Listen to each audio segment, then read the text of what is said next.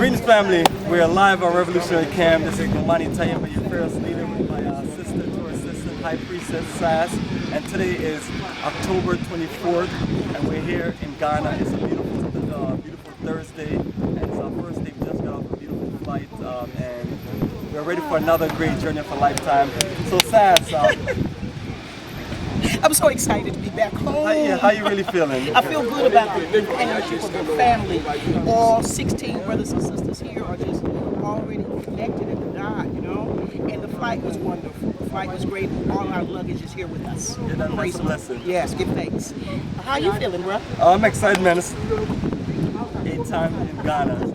My Journey in about 8 years. And we do this every October. It's amazing. It only gets better.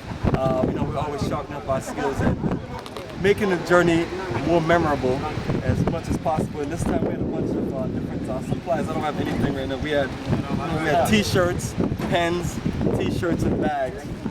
And you're gonna see the group throughout the 2 weeks here. These bags and these pens, and the day we go to dungeons, you'll see the beautiful T-shirts. I'm not gonna reveal them now, but also we have a wonderful tour book, and bam!